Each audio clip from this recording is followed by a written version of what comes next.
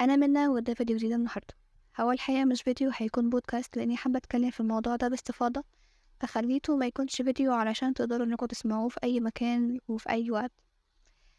فيديو النهاردة أو بودكاست النهاردة هنتكلم عادي جدا، مفيش أي ترتيبات خالص في الموضوع ده، بس هنتكلم عادي. طبعا دلوقتي أول ما حد يبدأ إن هو يخلص امتحانات، طبعا لسه بيمتحن دلوقتي ثانوية عامة. كلامي ده لباقي الناس اللي هم خلصوا امتحانات من زمان. أول ما بنخلص امتحانات بنبدأ إن احنا نفكر احنا عايزين ننظم وقتنا، احنا عايزين نرتب اليوم، عايزين نصحى بدري وننام بدري، عايزين نطور من نفسنا، عايزين مش عارف ايه، وموضوع كبير جدا بينتهي في النهاية ان احنا بنفضل كل يوم نقول بكرة بكرة بكرة لحد ما نلاقي الأجازة خلصت، وبنلاقي نفسنا اللي احنا تاني يوم هنصحى علشان ننزل نكمل دراستنا تاني.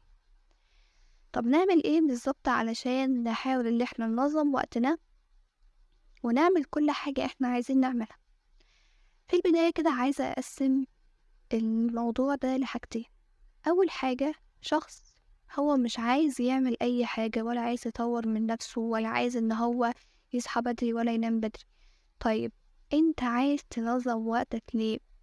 عايز تصحى بدري ليه؟ عايز تنام بدري ليه؟ عايز تمشي في اليوم بتاعك بخطوات مرتبة ليه؟ هل في سبب مقنع انك تعمل كده علشانه، ولا مجرد ان هو لا احنا في الاجازة فاحنا لازم ننظم وقتنا في الاجازة، لازم ادخل على اليوتيوب ادور ازاي انظم وقتي في الاجازة، ازاي ارتب حياتي، ازاي احقق اهدافي؟ بحس ان دي عادة كده اللي هو لازم نعملها، لو ما عملناهاش يبقى في حاجة غلط. خلينا بس نتكلم كده انه عشان نرتب وقتنا لازم يكون في عندنا حاجات كتيرة ملخبطينا او حاجات كتيرة مش عارفين ان احنا نعملها، فبنضطر ان احنا نرتب وقتنا وننظم اليوم بتاعنا علشان نعمل الحاجات دي. فالبداية اللي احنا نعملها، هبدأ اجيب ورقة وقلم واكتب انا عايزة انظم وقتي ليه، انا عايزة اخلي يومي ماشي بالظبط وماشي كده من الساعة كذا للساعة كذا ليه.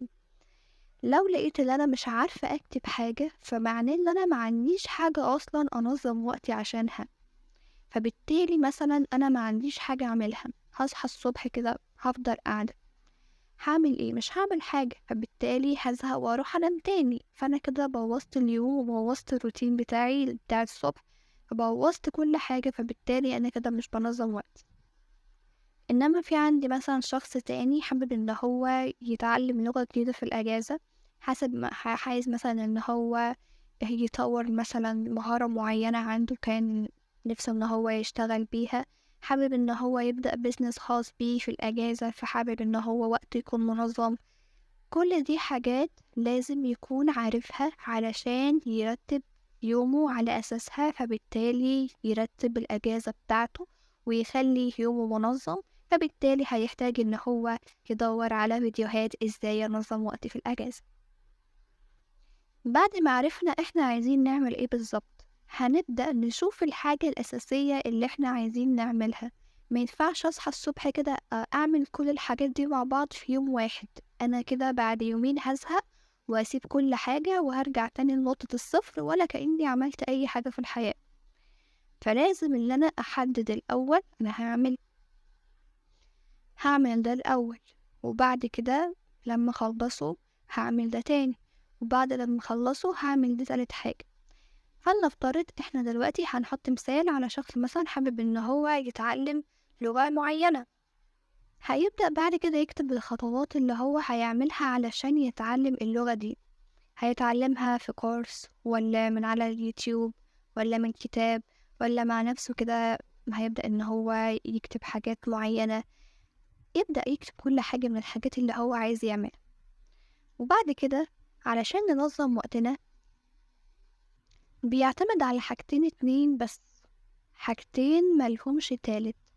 الحاجتين دول لما عملتهم لقيت نومي مظبط في الأجازة، لقيتني عارفة أعمل كل حاجة أنا كنت بفكر فيها أعملها في الأجازة، وفي نفس الوقت في عندي وقت فراغ ممكن أقعد فيه كده من غير ما أعمل أي حاجة عادي، من غير ضغط، من غير الزنقة بتاعة المذاكرة، أنا قاعدة بس ما بعملش أي حاجة. لو ما وصلتش للمرحلة دي إن في وقت فاضي عندك في الأجازة ما بتعملش فيه حاجة، بس في نفس الوقت انت خلصت كل الحاجات اللي عندك، تعرف ان انت ماشي في الطريق الصح وانت كده منظم وقتك. طيب ايه هي بقى الطريقة دي، او ايه الحاجتين اللي هما لو عملناهم هنلاقي ان يومنا منظم؟ اول حاجة الصحيان بدري، تاني حاجة تحديد الأولويات. طبعا أول ما أقول كلمة الصحيان بدري الناس كلها بتبدأ بقى تتعصب، وإزاي مش عايزين نصحى بدري وإحنا في الأجازة، ولأ وحرام وإزاي الكلام ده.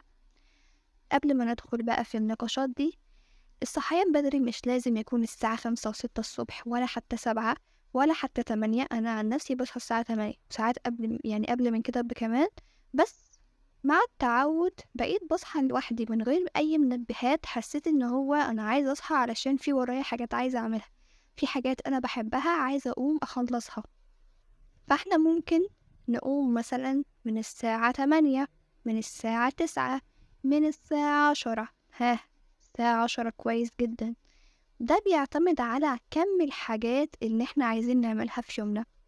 هتكلم مثلا عن واحدة حابة ان هي مثلا تطور نفسها في الأجازة، حابة ان هي تهتم بنفسها، حابة ان هي تشتغل وتعمل بيزنس خاص بيها، وفي نفس الوقت حابة انها مثلا تكون مهتمية ببيتها اكتر. لو هي مثلا شخص هي بتدرس وفي نفس الوقت متجوزة، فهي محتاجة ان هي تطور من نفسها وفي نفس الوقت تهتم ببيتها. طب هي هتعمل كل الحاجات دي ازاي؟ ما كده في حاجة تيجي على حاجة تانية. يا اما تهتم ببيتها وبأولادها وكل بالمنظر العام بتاع البيت، أو إن هي تدرس في الأجازة وتطور من نفسها أكتر وتهتم بنفسها. هتختار إيه من الحاجتين دول؟ هنا بيجي الدور بتاع الأولويات. إيه الأولوية في الموضوع ده؟ الأولوية طبعا إن أنا دلوقتي عندي بيت، فلازم إن أنا أكون مهتمية بالبيت بتاعي على أكمل وجه. طيب أنا كده أهمل نفسي؟ أنا كده ما أعملش أي حاجة ترضيني أو ترضي عقلي أو ترضي أي حاجة عندي؟ طبعا لا، مش هيحصل برضه. ببدأ هنا الصحيان بدري هو اللي بينظم لي الحاجتين دول مع بعض. مثلا أنا صحيت من الساعة 8 الصبح أو من الساعة 9، فبدأ إن أنا أهتم بالبيت، أعمل الفطار، أروق البيت. لو في عندي أولاد ببدأ إن أنا أحضر لهم الفطار. وبعد كده بتبدأ فترة كده إن أنا الصبح ده بحس إن هو أكتر وقت احنا لازم نستغله، اللي احنا نعمل حاجة لنفسنا. لان احنا لو ما استغلناش الصبح بنلاقي ان النهار خلاص كل الوقت عمال يجري يجري يجري كده، بنلاقي نفسنا بقينا بالليل خلاص اليوم انتهى ومش هنعرف نعمل اي حاجة، ولا هنعرف ان احنا نطور نفسنا، ولا حتى نقرأ كتاب، ولا اي حاجة في الدنيا. انا بس عايزة اوضح كلمة نطور من نفسنا دي. هو يعني ايه كلمة نطور من نفسنا؟ هو احنا لازم كل الناس تكون بتطور من نفسها وكلنا نكون بيرفكت وكلنا نكون بنعرف نقرأ انجليزي وكلنا قرأنا 500 كتاب؟ لا. هنا في ناس بتحب ان هي تقرأ كتب وتعمل بالكتب دي، مش معنى ان هي قرأتها كتاب وخلاص وتركنه على الرف، لا. لازم ان احنا نستغل كل معلومة موجودة في الكتاب علشان نقدر ان احنا نستفيد بيها في حياتنا. وفي نفس الوقت برضو في ناس بتحب ان هي تتعلم لغة كهواية، او مثلا ناس بتحب ان هي تسافر فبتحب ان هي تتعلم لغات اكتر علشان تقدر تتعامل بيها في البلد اللي هي تسافر بيها. تالت حاجة، اللغات مهمة جدا لو اي حد مهتم ان هو يشتغل حاجات مختلفة بعيدا عن الوظائف المعروفة، فلازم ان هو يتعلم لغة. فمش معنى كلمة أطور نفسي اللي هو كل الناس لازم إن هي تطور نفسها. طبعا دي حاجة اختيارية، إن هو أنا عايزة أتعلم حاجة معينة عادي براحتي، مش عايزة خلاص. مش معنى إن الناس كلها بتعمل كذا يبقى أنا لازم أعمل كده برضو. نرجع بقى للموضوع تاني، وهو تنظيم الوقت، أو إزاي هنظم يومي بحيث إن أنا أقدر أعمل كل الحاجات اللي أنا عايزاها وفي نفس الوقت يكون في عندي وقت فراغ ليا.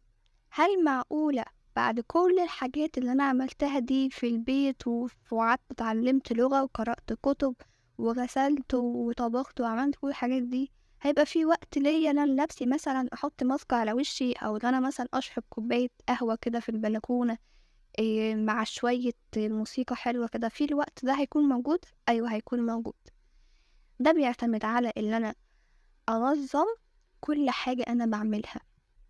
في أوقات كتيرة لو إحنا مثلا أنا دلوقتي قاعدة مثلا أقرأ كتاب والموبايل جنبي، فدلوقتي وأنا بقرأ صفحة مثلا الموبايل اداني مثلا إشعار إن في حد مثلا بعتلي مثلا رسالة، أو حد عمل لي لايك على بوست، أو حد عمل لي كومنت. بالتالي بروح أقفل الكتاب وافتح الموبايل وابدأ ان انا اقرأ او اشوف الحاجات اللي جت لي دي. ايه اللي حصل؟ بلاقي نفسي دخلت في دوامة لا نهائية من ان انا كنت مثلا بشوف رسالة على الواتساب، لقيت نفسي بعد 500 فيديو على تيك توك. طب ده حصل ليه؟ لاننا معرفناش نتحكم في نفسنا، معرفناش نتحكم في المشتتات اللي حوالينا. هو ده بالظبط اي حاجة بنعملها في حياتنا، اي حاجة عايزين نعملها. ناخد المثال بتاع الكتاب ده، انا دلوقتي قلت ان انا عايزة اخلص الكتاب، فرحت اللي انا حصل كده من الموبايل، فبالتالي ضيع لي وقتي. رحت اقرأ بقى الكتاب تاني وسبت الموبايل، كل ده انا لسه بقرأ في صفحة واحدة. رحت اقرأ الصفحة التانية، بعد ما خلصت الصفحة التانية برضه جالي نوتيفيكيشن تانية من الموبايل ان مثلا في فيديو جديد نزل، الفيديو ده لازم تشوفه حالا، لو ما شفتوش هيحصل حاجة، لازم الفيديو ده تشوفه دلوقتي. رحت اشوف الفيديو طبعا كان ربع ساعة. بعد ما خلصت الفيديو لقيت في فيديو تاني تحته كده جذب انتباهي، لازم اتفرج عليه حالا لانه هيضيع مني لو ما اتفرجتش عليه. الفيديو التاني كان تلت ساعة، بعدها فيديو تاني كده، لقيت في ساعة عدت وانا برضو لسه في الصفحة التانية من الكتاب. كان ممكن ببساطة ابعد الموبايل عني، خليه في مكان بعيد، وابدأ ان انا اقرأ. في الساعتين اللي انا ضيعتهم دول كان فاتني خلصت نص الكتاب. انا في كتب ساعات بقرأها بساعتين و3 بس، لو الكتاب خلص في ساعتين او 3.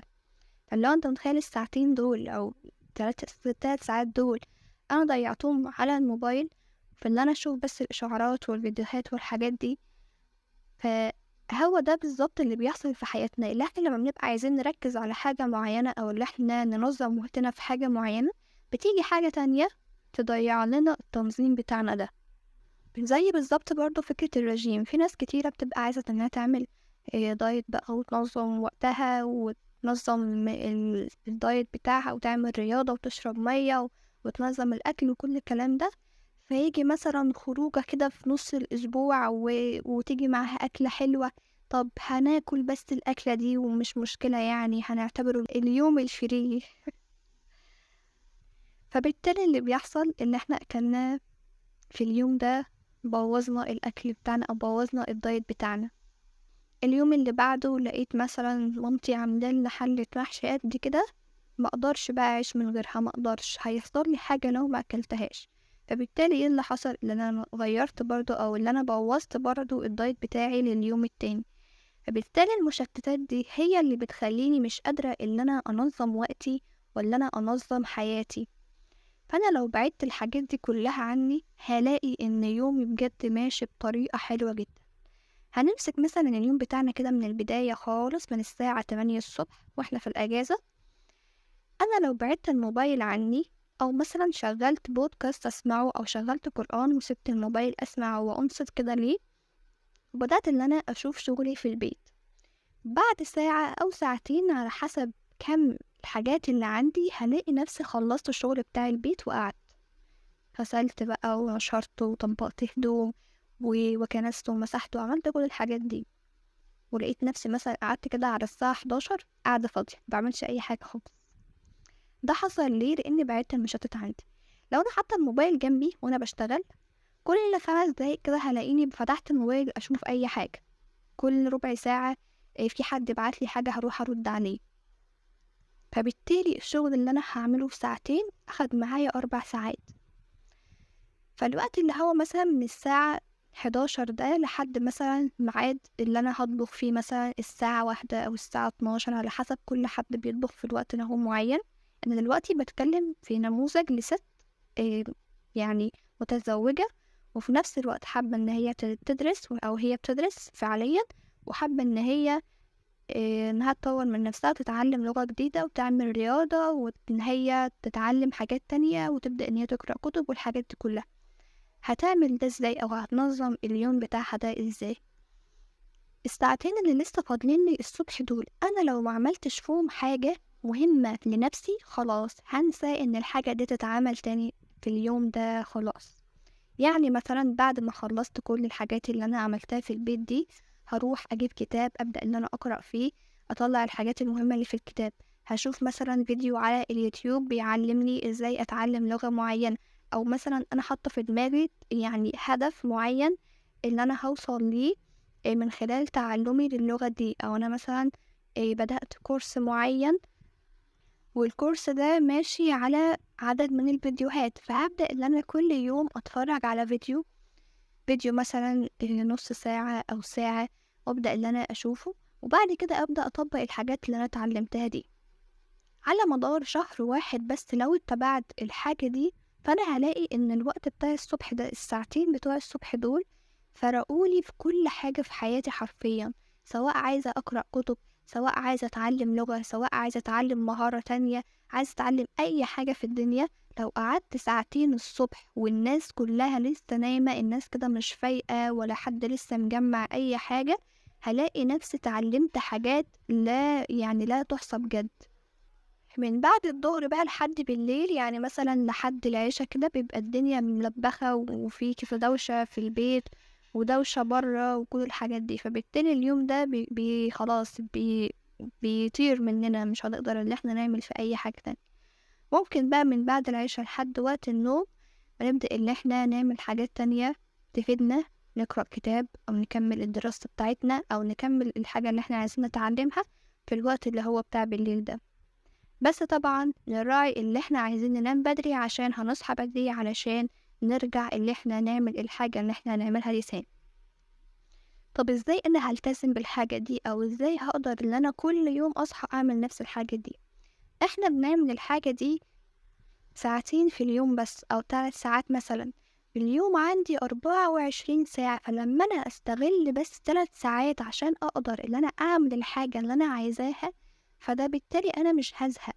وطالما أنا عايزة أعمل حاجة أنا عايزاها وفي نفس الوقت هتخليني مبسوطة وراضية عن نفسي، فبالتالي هنا هلاقي نفسي متحمسة إن أنا أصحى الصبح علشان أخلص الحاجات اللي ورايا علشان أقعد أتعلم اللغة اللي أنا عايزة أتعلمها.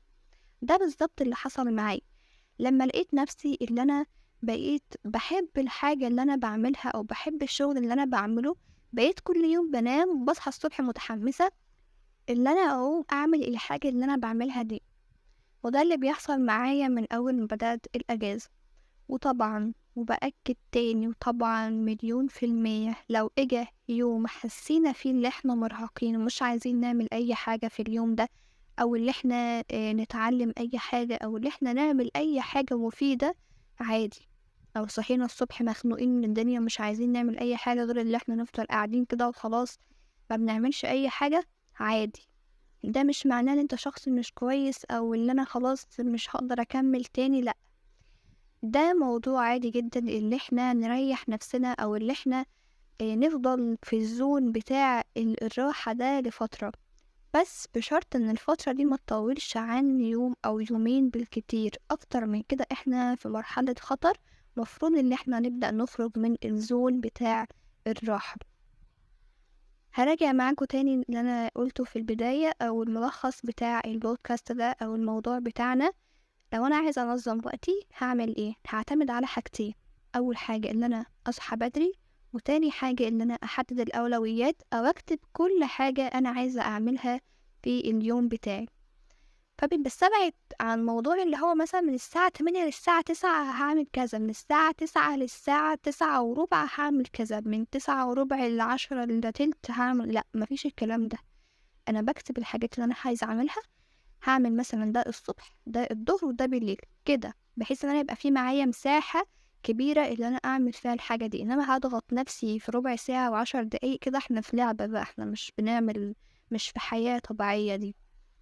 تالت حاجة مهمة برضو إن أنا أبعد عني المشتتات. لو أنا هتعلم مثلا حاجة معينة هبعد عني أي حاجة تشتتني. لو أنا هقرأ كتاب هبعد عني أي حاجة تشتتني. لو أنا هعمل مثلا حاجة في البيت هبعد برضو أي حاجة تشتتني عشان أقدر أخلص بسرعة، عشان يكون في عندي وقت إن أنا أعمل فيه كل حاجة أنا عايزة أعملها. وبس كده خلصنا موضوع النهاردة. الموضوع ما خدش كتير يعني ممكن نسمع البودكاست ده مثلا واحنا بنغسل المواعين، واحنا ماشيين في الطريق في المواصلات، واحنا بنلعب رياضة، واحنا قاعدين كده ما بنعملش أي حاجة ممكن نسمع البودكاست ده. لو حابين أي موضوع تاني نتكلم فيها اكتبولي في الكومنت، وبس كده. باي باي.